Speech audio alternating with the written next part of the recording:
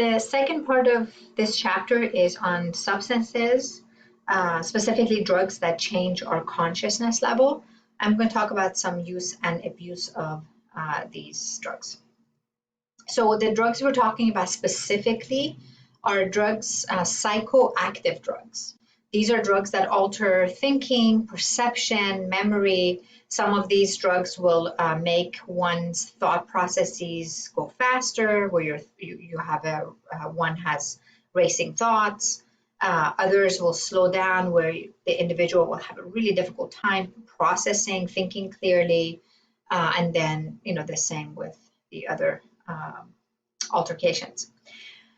The way these psychoactive drugs work is they act on the nervous system, mostly central nervous system, brain, and the message is carried through the spinal cord by altering, either increasing, mimicking, breaking down, decreasing certain of your neurotransmitters, which ultimately will change brain activity.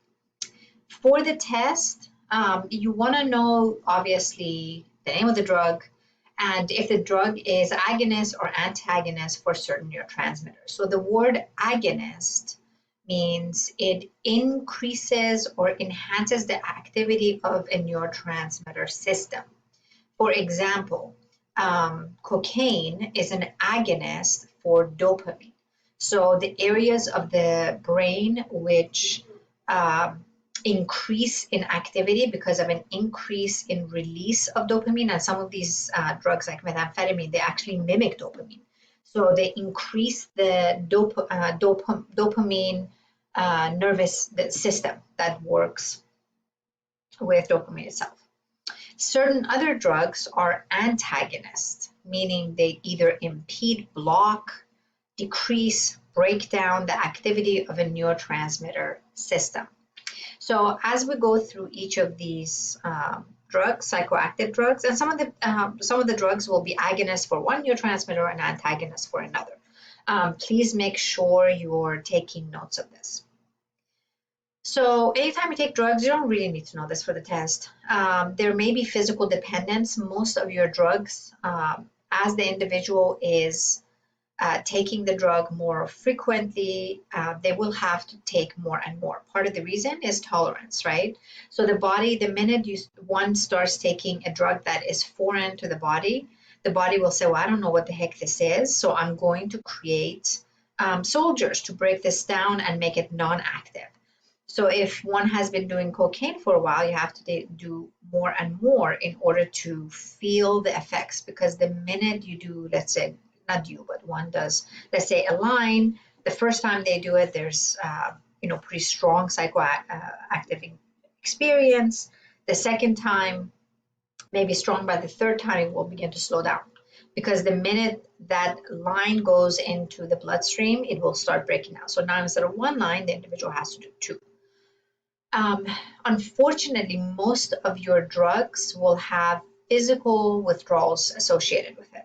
And these result from a lack of whatever the substance the drug produces in the system.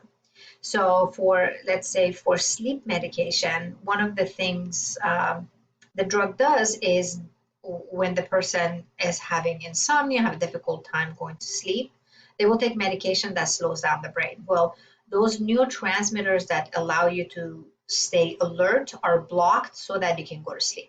The minute that blockage, think of a dam with water building up behind it. Once that dam breaks, or you break the dam, there's a rush of that neurotransmitter, so that the person will experience with the withdrawal symptoms will be insomnia back again. Same thing with pain medication.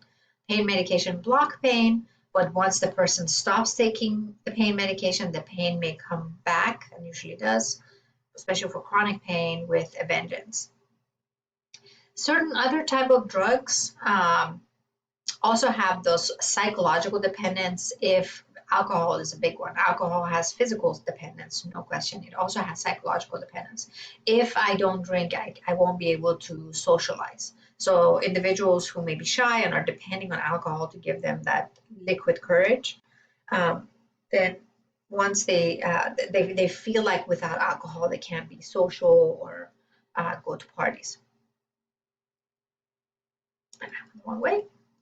So when we talk about these psychoactive drugs, most of them fall under these three major categories. The reason they have come up with these three categories because of the drug's effect on the nervous system. So you have a large category called depressants. Not surprisingly, this category of drugs, which include alcohol, opiates, and barbiturates, and other psychoactive drugs. The overall activity of these drugs is to decrease the overall activity of the nervous system. So when someone drinks alcohol, what you will see is in terms of our central nervous system, the brain activity, everything is beginning to slow down. Neurons are communicating a little bit slower than before. Because unfortunately our use of opioids, which are these pain medication, there is a subcategory of opioids under here because they specific, not only do they decrease the overall activity of the nervous system, they also target our pain receptors or our experience of pain. So opioids with a D, we'll talk about that in a second, has its own subtype. It's a subtype of depressant. Stimulant, a category of drugs that include amphetamine, cocaine, methamphetamine.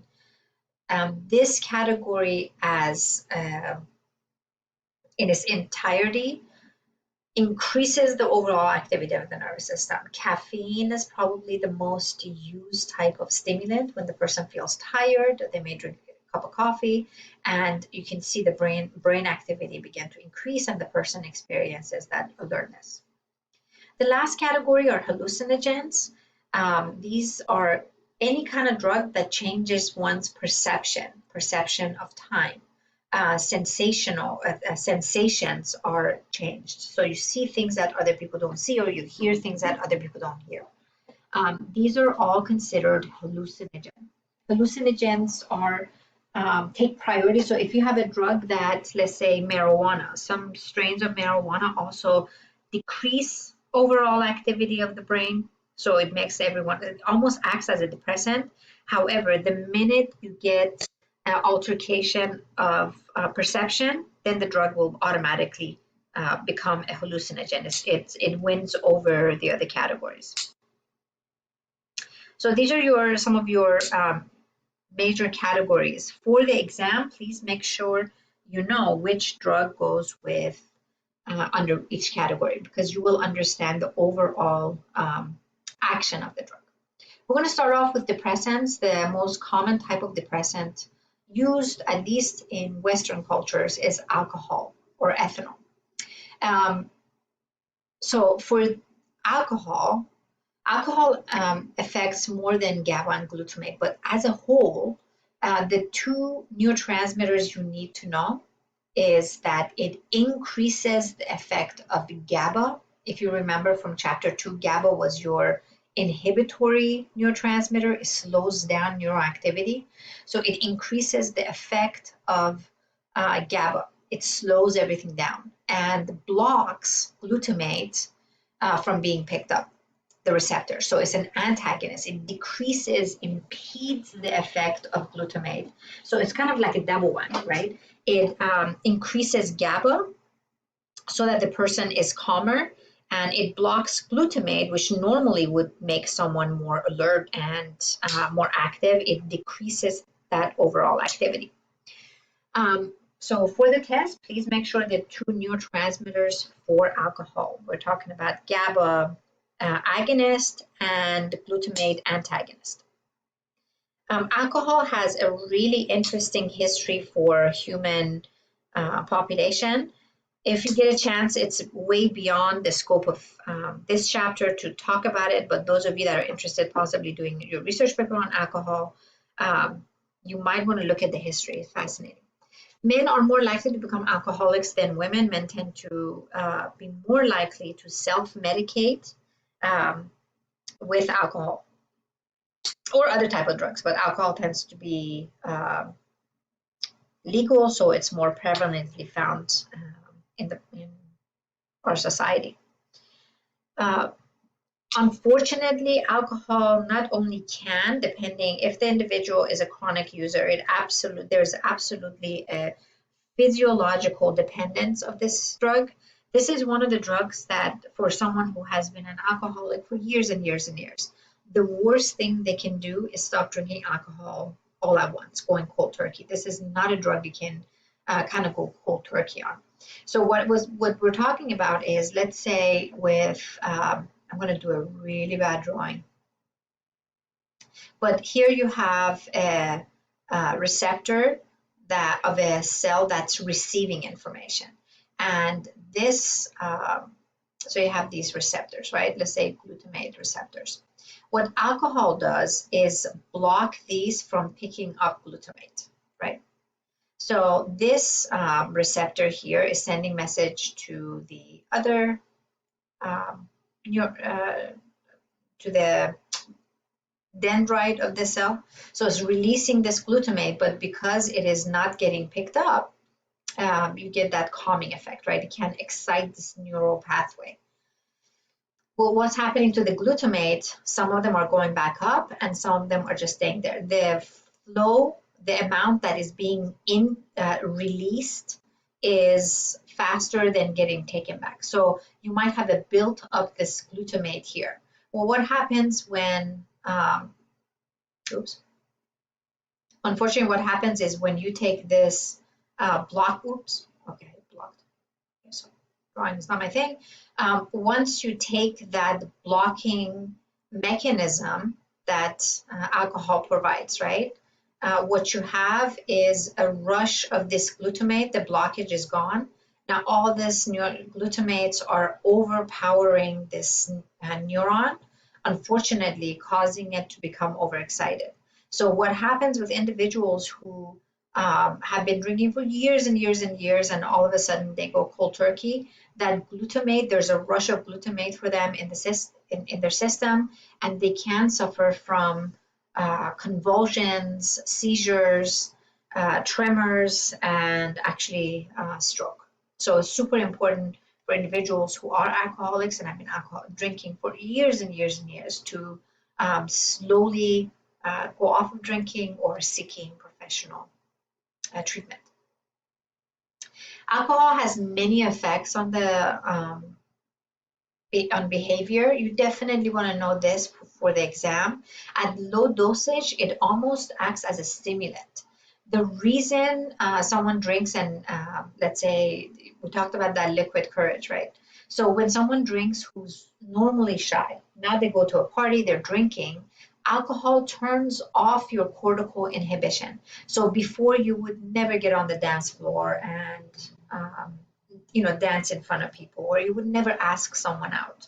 You drink enough alcohol, that social constraint and anxiety that you had before goes off or is turned off, so that the individual will be more outgoing and laughing. Unfortunately, one of the inhibitions we have is our aggression. Maybe I shouldn't punch this person in the face. Alcohol will turn that inhibition off. So we see quite often alcohol can increase aggression in someone that already has those aggressive tendencies. I want to make it really clear, alcohol can make you aggressive. Alcohol brings out that aggression that the person already feels. So we'll call it liquid courage. And it does it by turning off the frontal lobe. At higher dosage, alcohol produces that sedative hypnotic effects, where the individual actually passes out. They don't remember, they lose memory.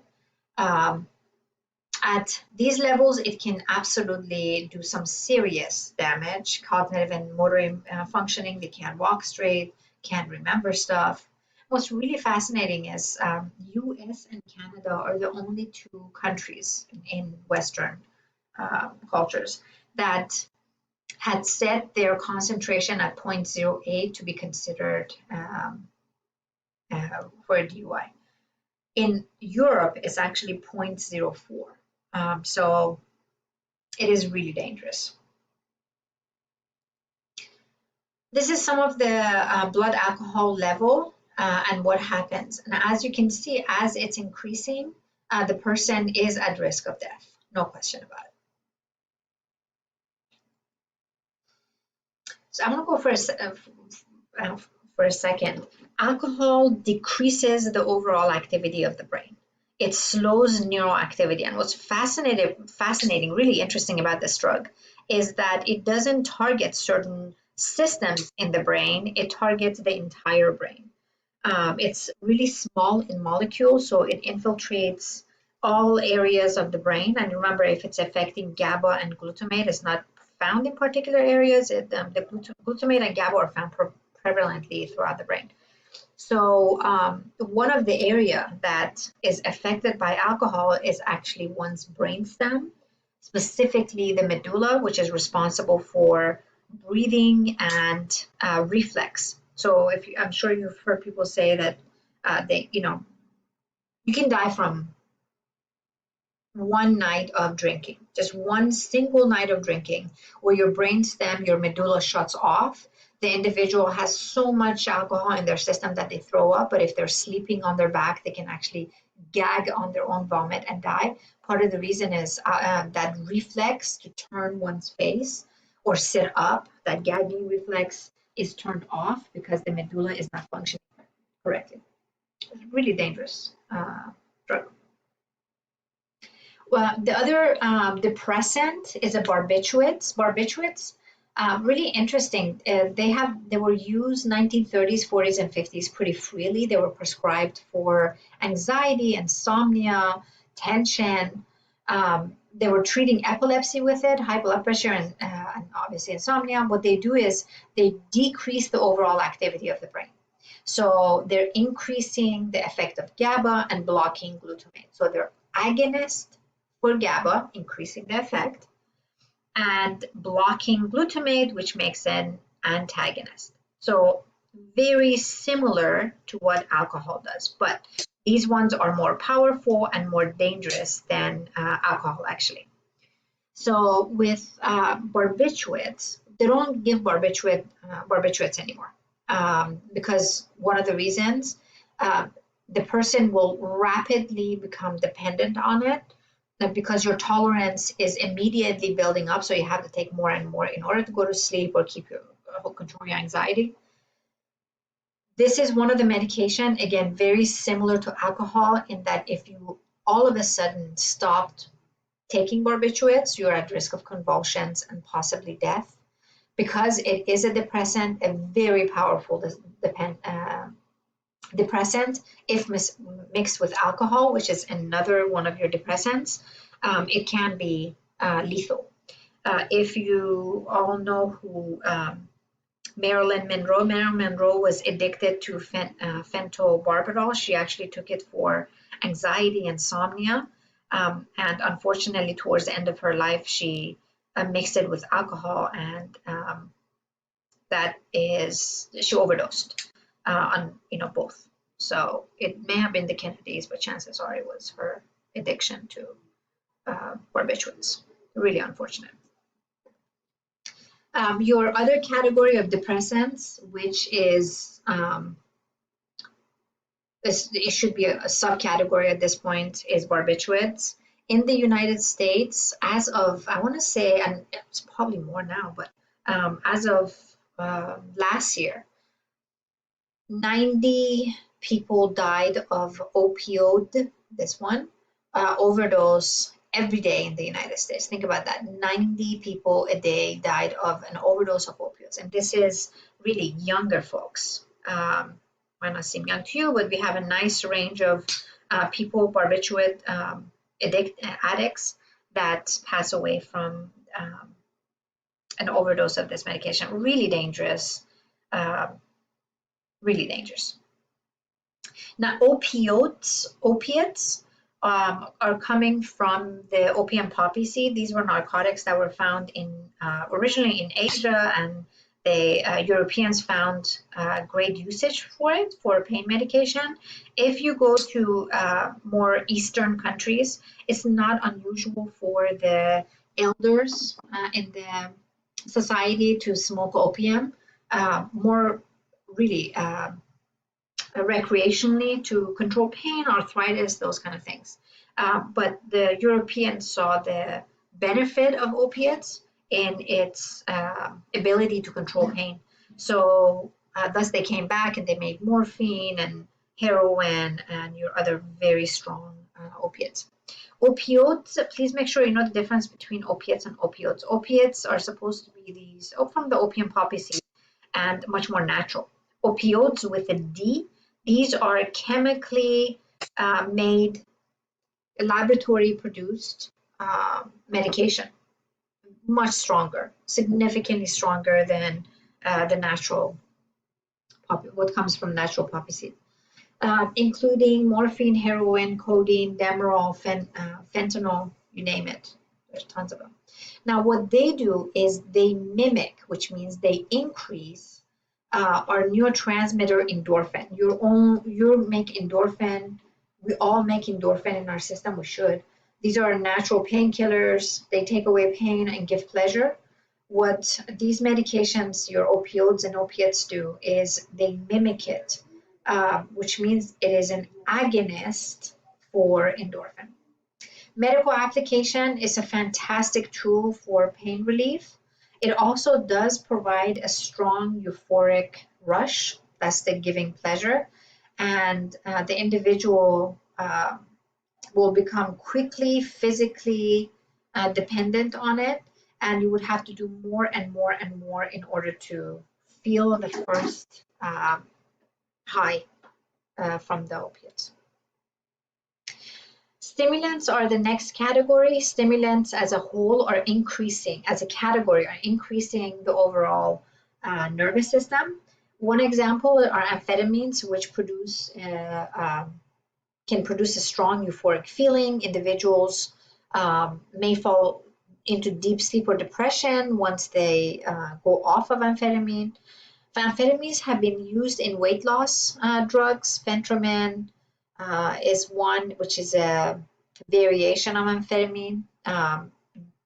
Truck drivers quite often use speed amphetamine in order to postpone sleep, and they can drive for hours.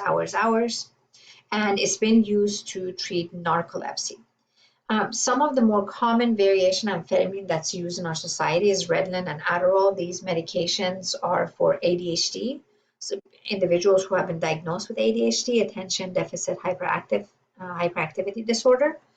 And the way they work is they increase the neuroactivity in the prefrontal cortex, the area that enables us to concentrate and control our inhibition, by increasing dopamine. So your amphetamines are agonists for dopamine. Unfortunately, tolerance does develop. If you're using the illegal, obviously that's developing faster. With Adderall and stuff, the individual may grow tolerant, so they may have to increase the dosage.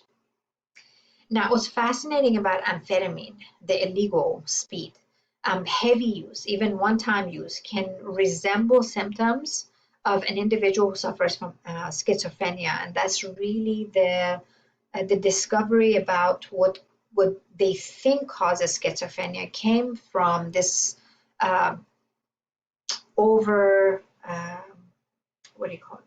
this commonality for individuals who were overdosing, for lack of a better word, on amphetamine and cocaine were exhibiting symptoms that mimic schizophrenia, hallucinations, paranoia. And once the drug got out of their system, they saw a decrease in the symptoms.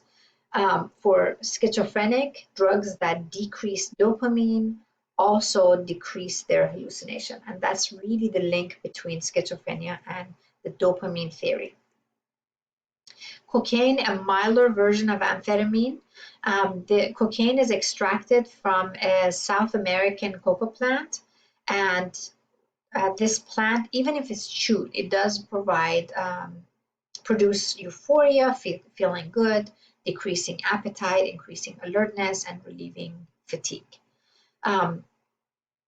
The neurochemical basis of cocaine is that it blocks the reuptake. So you release dopamine and it blocks it from coming back up of dopamine and serotonin. So it would be an agonist for dopamine and serotonin at the synapse. So what's happening normally, you should release those dopamine and serotonin, exciting the receiving neuron, and that's it, right? Mild reaction. It goes back up. Well, what cocaine does is block the reuptake. So this, as you're still releasing dopamine and serotonin, they're staying in the synapse for longer period of time and continuously overexciting this receiving neuron. So the end result, euphoria, excitement, because of one of the mechanism. Serotonin makes one feel good, makes you feel emotions, and then dopamine removes the inhibition from the prefrontal cortex, so that the person feels more freer and may take more risks. Physical dangers of cocaine, because it is a stimulant, not only does it affect the brain, spinal cord, but it does affect the rest of the body. There's the individual's blood pressure goes up, there's a decreased oxygen supply to the heart, which unfortunately over time will cause cardiovascular diseases. It increases the risk of heart attacks later. So I don't know how many of you remember Whitney Houston was a famous singer who we found out later was addicted to cocaine, and she freebased, which means she was lacing her marijuana with cocaine and smoking it. She had lost, if you see pictures where she was at the height of her addiction, she had become basically a skeleton, very, very thin. And after many years of usage, apparently she stopped. When she died, they did her autopsy, and they said the blood vessels around the heart were so hardened because of years of using cocaine, that she was a walking heart attack. She was going to pass away without surgery. One can overdose from too much cocaine even at one time. It can cause restlessness, insomnia, tremors, headaches, nausea, convulsion, hallucinations, and delusions. We call it cocaine psychosis. The most common type of stimulant is nicotine. Nicotine is absolutely an addictive stimulant. Is the addictive stimulant in tobacco is nicotine. Now, what's really fascinating is tobacco by itself has over 100 carcinogen, meaning just vaporize or burning the tobacco leaf releases these carcinogen, each one really damaging to one's cells. You can imagine if you're smoking regularly what that can do over time. It does enhance ACH. So if you're enhancing, meaning it's an agonist for ACH, and it activates the nicotinic receptors in the brain, which have to do with attention, alertness, concentration. So it very, very momentarily, it does enhance memory and attention, but at the same time, it has this relaxing effect. It does depress appetite and raises metabolic rate on a short-term basis again. So individuals who stop smoking tend to gain weight, not only because they need that oral satisfaction, they need to be chewing on something, it does increase their appetite. The dangers of smoking is due to the compounds that's found in tobacco, not nicotine itself. If you name a cancer, there's no single cancer that nicotine does not increase the risk for. Ovarian cancer, especially for women that are birth control, and at least it used to be that way. I think the newer birth controls are better. It used to increase the risk of breast and ovarian cancer for women that were on birth control and smoked, especially after 35. And we know lung cancer, obviously. Buerger's disease is a condition where these individuals, so if you already have Buerger's disease, individuals with this disease, when they smoke, if they smoke, Nicotine causes blood vessels to constrict, and in the long run, in the outer body parts like the hands, the one farther away from the heart, it constricts the small blood vessels, causing tissue death. And it can, I mean, there have been folks with Buerger's disease that have had to have their leg amputated because they just couldn't stop smoking. So really, really dangerous drug. You don't need to know this for the test, but smoking is the primary cause of preventive death in the US. It counts for 438 deaths annually in the United States and 4 million worldwide. Preventive. Part of cigarette smoking, again, not necessarily nicotine, but we're talking about those compounds found in tobacco. Hydrocarbons, this tar can lead to lung cancer. It does absolutely stiffen the arteries, increasing risk of cardiovascular diseases. In women, it reduces bone density, increases the risk of miscarriage, preterm birth, stillbirth babies, and children with learning disability. One of the things, with smoking, because your levels of oxygen decreases rapidly as you smoke by 30%. If the woman is pregnant, that means the child is also getting less oxygen, which has long-term effect for the growing organism. There's also secondhand smoke, which is connected to respiratory illness. Many of you will not remember the day when we used to go to a restaurant and they had smoking and non-smoking section, and it was literally, you could be in one booth and the booth next to you was, or behind you, in front of you was smoking section. So you're sitting there and smoke is all around.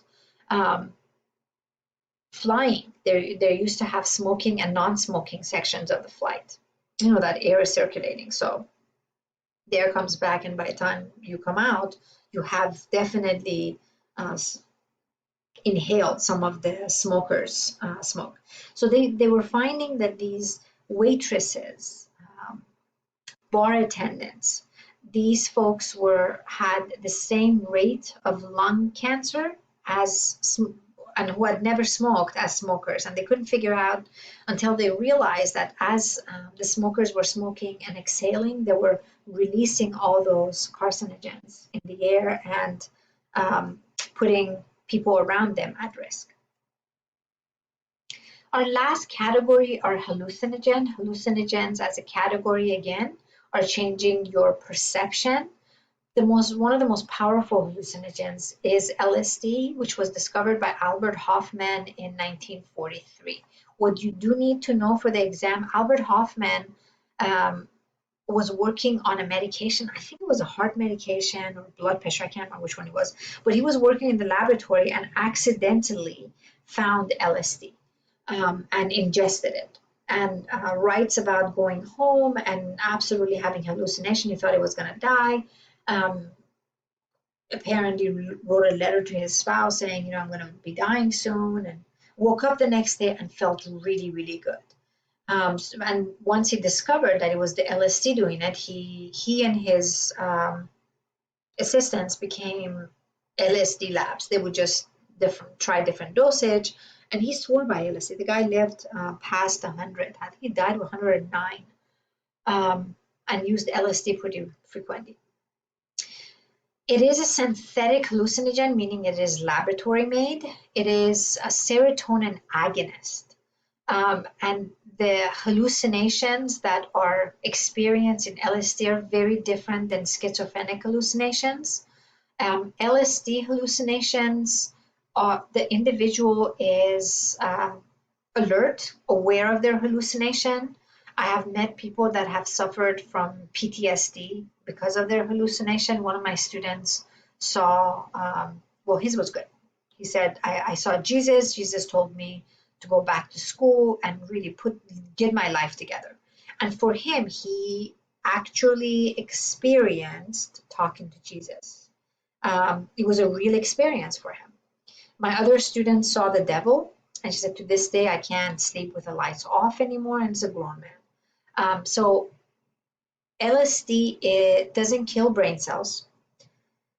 It is a powerful and can be a dangerous drug because whatever hallucinations, this vivid, colorful hallucinations, will stay with you forever.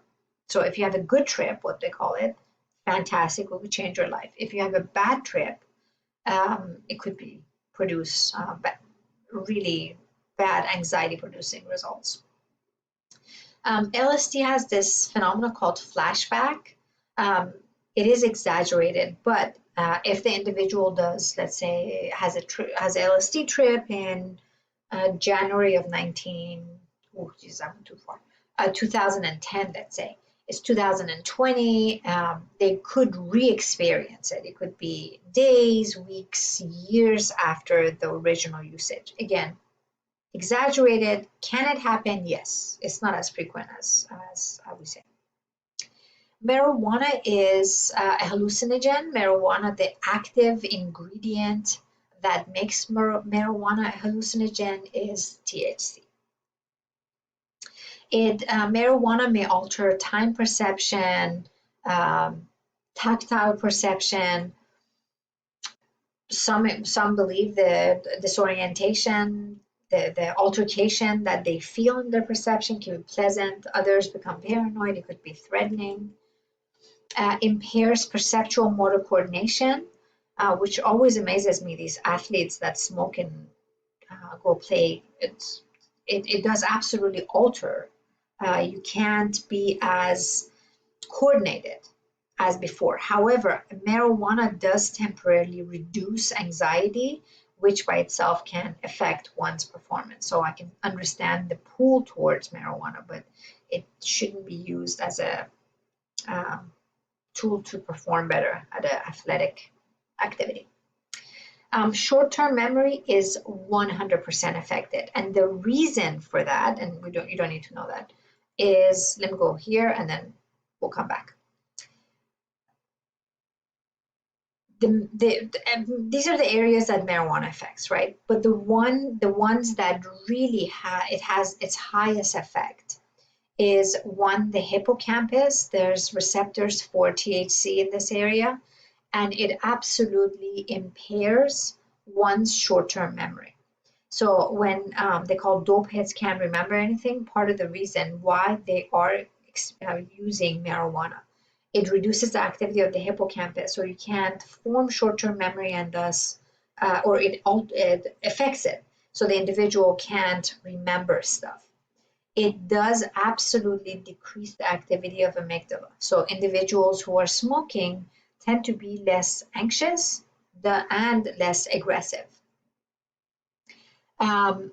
Cerebellum and basal ganglia, these two are in charge of coordination, so the individual may be less coordinated. Marijuana also affects the hypothalamus. It stimulates the hypothalamus so that people will get the munchies. Part of the reason it stimulates one's sense of appetite. So if you weren't hungry before, and then food tastes better, right? So you're more likely to eat.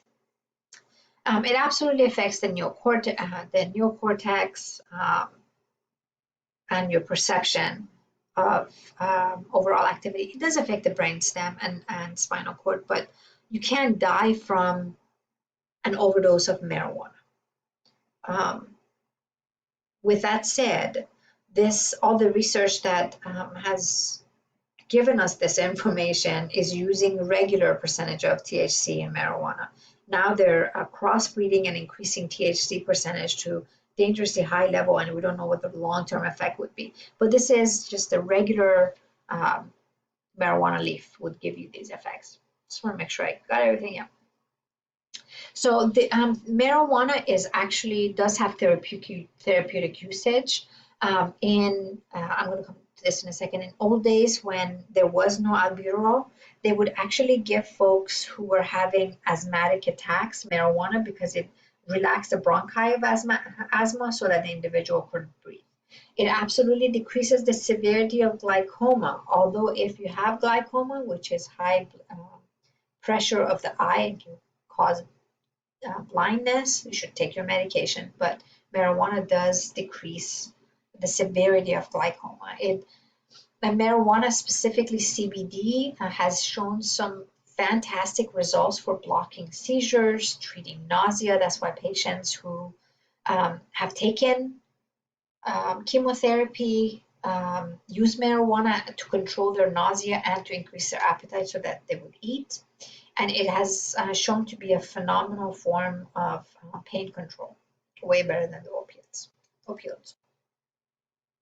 Adverse effect, if one is smoking, it absolutely will cause problems for respiratory system.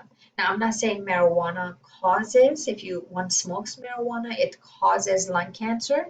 That research hasn't been supported. However, it does damage the lungs. So in individuals who already have heart conditions, it can trigger heart attack because it originally increases the heart rate a little bit and then it will stabilize. Smoking before 18, and please make sure you know this for the exam, has been associated with decreased white matter, the connection between the cortex and the lower part of the brain. So in between 14, I would say 13 to about 18, 19, 20, depending on the individual. The lower part of the brain is rapidly making connections to the cortex so that the cortex can control impulses, can help you with better decision, can control anger, which may come from amygdala. This connection between the upper and lower part of the brain is super important in our overall functioning. And it has been found individuals who are chronic users, they may disrupt this connection. And it is time sensitive. So smoking before 25 should really not be done. Your last hallucinogen is ecstasy or MDMA. This is a popular drug among young people to go to parties and dances. It is a psychomotor stimulant. So at low dosage, it is an agonist for dopamine. But the neurotransmitter you really want to associate with ecstasy is serotonin. It does enhance the effect of serotonin, so it's an agonist for serotonin. Because it can produce hallucinatory effect, they are putting it under a hallucinogen rather than a stimulant. Chronic use has shown to show damage to serotonin producing neurons. Please make sure you know that for the test. Basically what they're showing, and they showed this in monkeys that were on ecstasy or were given ecstasy pretty consistently, the neurons, the cells that produced serotonin so that the monkey could feel emotions and happiness. Over time, unfortunately, those neurons stopped the production of serotonin, so that serotonin levels began to drop and drop and drop. So individuals who have been taking ecstasy for a long time are at risk of depression and just a depletion of serotonin. So this is all the psychoactive drugs discussed. More than we talked about actually are here in summary. So this is the last part of our of chapter 4. If you have any questions, please feel free to email me.